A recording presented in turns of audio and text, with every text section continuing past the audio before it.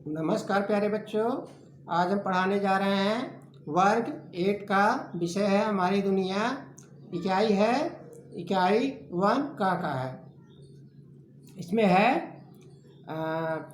संसाधन पाठ है।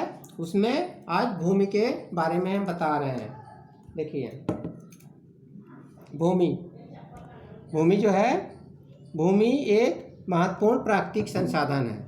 जहाँ पर हम लोग निवास करते हैं वह भूमि है, वह एक प्राकृतिक संसाधन के रूप में है। वहाँ पर हम लोग निवास करते हैं। पूरा विश्व का जो है, देखिए यहाँ पर पूरा विश्व का नक्शा है। तो जो नीला है वह पानी का क्षेत्र है, और जो पीला पीला कलर का है वह जो है भूमि क्षेत्र है। तो पूरा विश्व का 29% जो है, देखिए अलग अलग महादेश है। यही जो जहाँ जहाँ महादेश है, एशिया, अफ्रीका, यूरोप, दक्षिण अमेरिका, उत्तरी अमेरिका, ऑस्ट्रेलिया, अंटार्कटिका, ये जो है ये महादेश हैं। यहीं पर केवल भूमि है। यह जो है 29% इसका विस्तार है। तो भूमि पर क्या क्या होता है?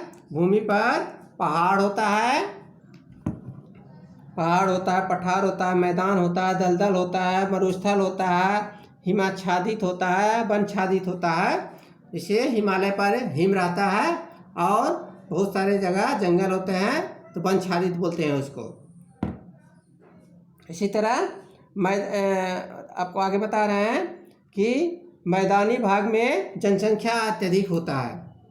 जहाँ भी समतल होता है तो वहाँ पर ऑटोमेटिक है कि जनसंख्या अधिक होगा, वहाँ पर ज़्यादा लोग निवास करेंगे, क्योंकि कृषि का मुख्य साधन जो है वहाँ पर उपलब्ध हो जाता है। ज़मीन उपलब्ध हो जाता है, आराम से वहाँ पर खेती भी की जाती है। अब आगे है भूमि का उपयोग। हम लोग भूमि का उपयोग किस किस प्रकार से करते हैं, तो यहाँ पर दिया हुआ है। पेड़ पौधे के रूप में, कृषि के रूप में, और मकान बनाने के रूप में, गांव या शहर बसाने के रूप में, तालाब का, नहर का, कुआं बनाने के रूप में, इसके बाद सड़क, रेलगाड़ी, रेल मार्ग बनाने के रूप में, कारखाना के स्थापित करने के उपयोग में भूमि का उपयोग करते हैं। हवाई अड्डा बनाने के लिए, और इसके बाद बंदरगाह बनाने के लिए, समुद्र के किनारे बंदरगाह बनता है, वहाँ पर उपयोग करते हैं। इसी तरह अलग अलग जगहों पर अलग अलग भूमि में अंतर आ जाता है। भूमि का उपयोग जो है अलग अलग भाग में अलग अलग अंतर होता है। जैसे पहाड़ी क्षेत्र में अगर हम निवास करते हैं तो वहाँ पर जो है सीढ़ी जैसा जगह बनाएंगे, पहाड़ों को काट कर सीढ़ी जैसा बना के वहाँ खेती करेंगे, वहाँ पर निवास करेंगे। लेकिन वहाँ पर डर रहता है भूस्खलन का, क्योंकि पानी अगर तेज बरसेगा तो सब जो है दह जाता है। इसी तरह यहाँ पर समतल जगह पर भी जो है अत्यधिक कृषि होती है, और यहाँ पर नदियों का विस्तार भी होता है। विस्तार के कारण नदियों में पानी उपलब्ध रहता है, तो इसलिए नदी का क्षेत्र जो है आसपास जो है उपजाऊ होता है, नदी का पानी मिलता है, इसलिए वहाँ पर जनसंख्या अत्यधिक होती है। पहले जो है ज़्यादातर जहाँ नदी होती थी वहीं पर लोग बसते थे, तो धीरे धीरे उसका विस्तार हुआ, तो नदी के आसपास जो है सब लोग बसने लगे, और बाद में नहरों का निर्माण हुआ, और नहरों से जो है धीरे धीरे पानी नदी से कुछ व्यवस्था करके नदी का पानी जो है नहरों में लाकर, और नहरों के द्वारा खेतों में पहुंचाया जाता था, जिससे है खेती का कार्य होने लगा, और सिंचाई की सुविधा भी उपलब्ध हो गई। और आगे है भूमि उपयोग को प्रभावित करने वाले प्राकृतिक कारण। दो कारण होते हैं, एक प्राकृतिक कारण होते हैं, एक मानवीय कारण।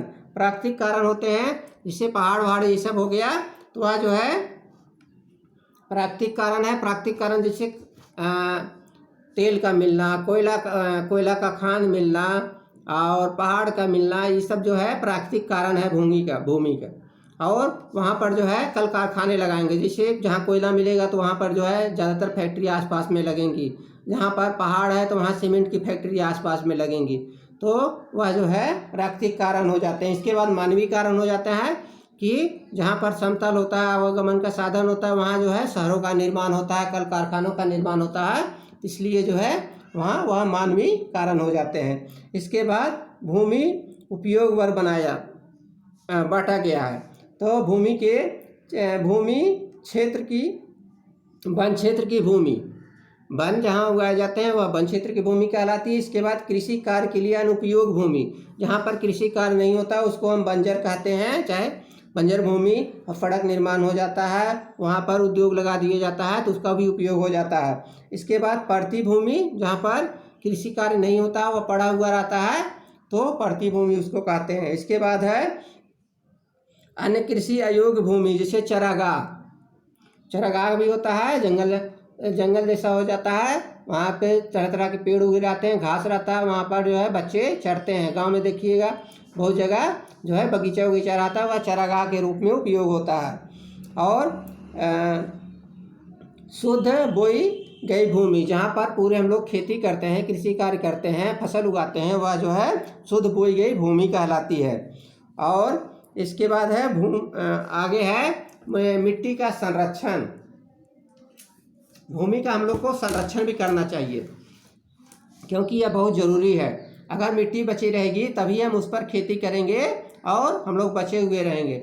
इसलिए भूमि का संरक्षण हमको करना अति आवश्यक है। भूमि संरक्षण के लिए हमको पेड़ लगाना चाहिए और तरह तरह के झाड़ियों का विस्तार करना चाहिए। झाड़ी बहुत सारे पेड़ होते हैं, उसको लगाने से जो है कटाव रुकता है। और जहाँ कटाव अगर अत्यधिक होता है, नदी के तीर हुआ, नहर के तीर हुआ, ये सब जो है तीर में जहाँ ढलान रहता है तो वहाँ पर अत्यधिक पेड़ अगर लगाइएगा तो उसकी जड़ जो है मिट्टी के कटाव को रोकेगी, इससे जो है भूमि का संरक्षण भी हो जाएगा। तो इसका जो है आप लोग उपाय भी करिएगा ध्यान से, इसके बारे में आप लोग सोचिएगा भी मिट्टी के कटाव के बारे में।